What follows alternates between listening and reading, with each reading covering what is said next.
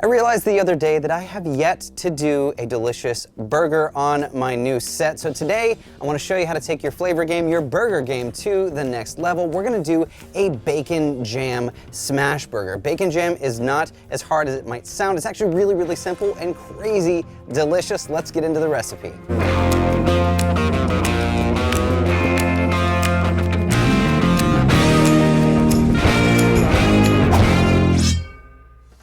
The first thing we need to get to is our bacon. Today I am using Wright's bacon because it is fantastic.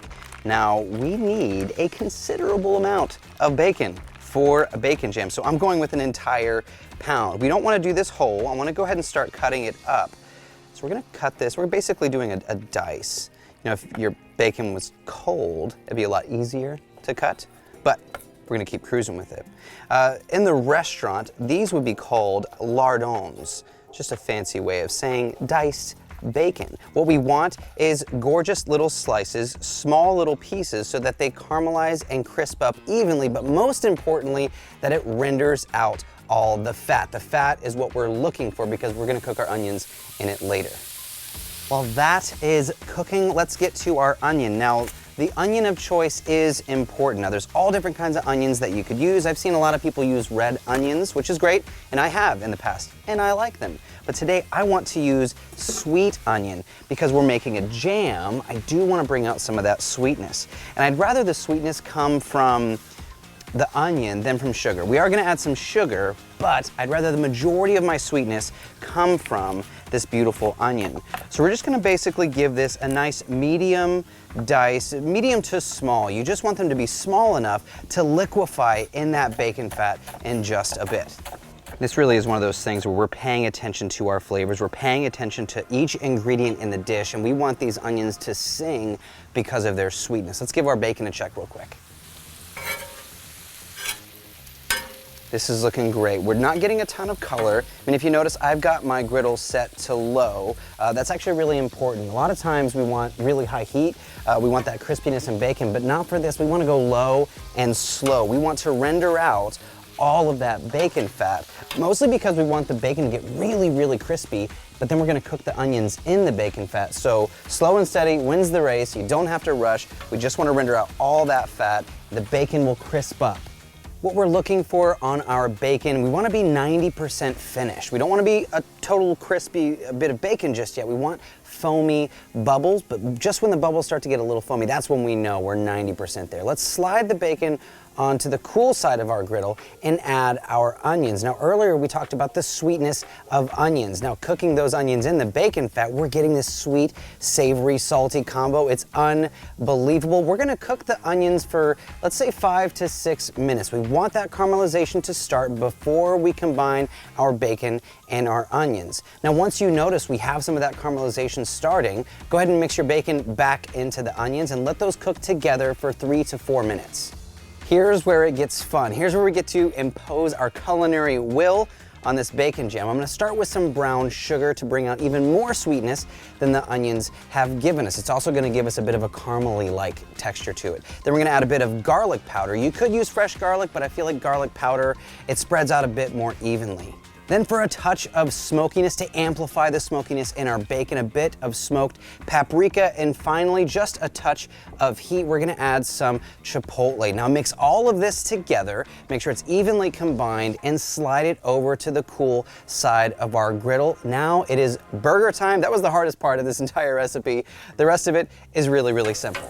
Now when it comes to your beef, you definitely want 80-20. The reason we talk about 80-20 when it comes to a burger is it means 80% lean protein, 20% fat. That's gonna give us a really juicy burger without being too greasy. If you start getting into 70-30 or 60-40, you end up getting into sausage territory, and we don't want that, so 80-20 is what you should look for. We're gonna make loosely packed meatballs. So what I'm gonna do is I'm gonna take that, very loosely packed. You want it to have a little bit of integrity, but you don't want it to be so tight that it's like a meatball.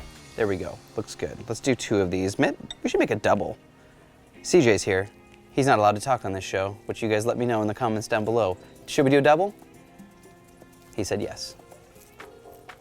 There we go, looks great. All right, now, before we add this to our griddle, we did have some sugar. So let's come on over here. We're gonna add some water to our griddle top and clean it off to make sure we get rid of all of that residual sugar. Then we can bring over a little bit of that bacon fat and cook our burgers in that liquid gold. Let's go ahead and hit that with just a bit of salt and pepper.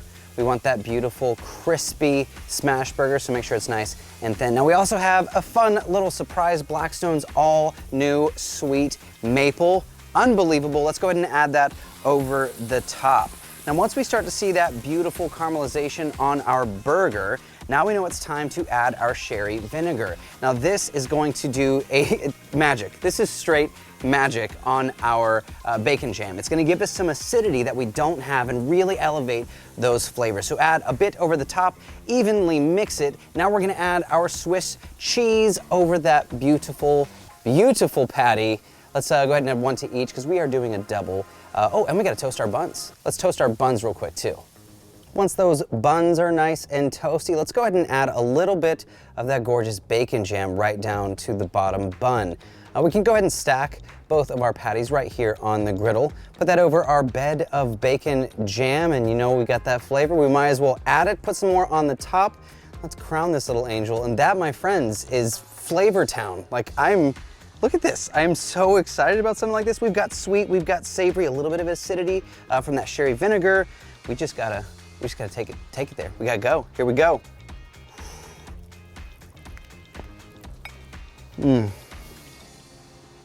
Whoa. You're gonna get messy. Deal with it. It's worth it. Whoa. That is fantastic.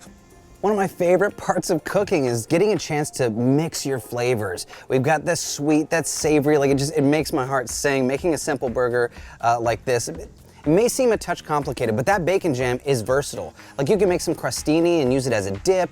It'll stay in the fridge. It'll be great for about a week, maybe 2 weeks. I mean, this is a fun one. If you find yourself in a burger rut and you wanna up the level, you wanna elevate what you're doing, this is a really, really fun way to do it. I need to make a bunch of these. I could have made a ton of these. I should have made a ton of these. I'm not even sharing with CJ. Maybe. Be sure to click that subscribe button down below if you haven't already. Click the little bell icon and the all selection. That way you get an email every time we post a video. That way you won't miss out on any of our fun shows. We got CJ's First Cooking Show, Betty's Show, Todd's Show, but this is Cook, Eat, Repeat, where we help you become a better cook one recipe at a time. I'm your host, Chef Nathan Lippy, and I'll see you guys in the next video.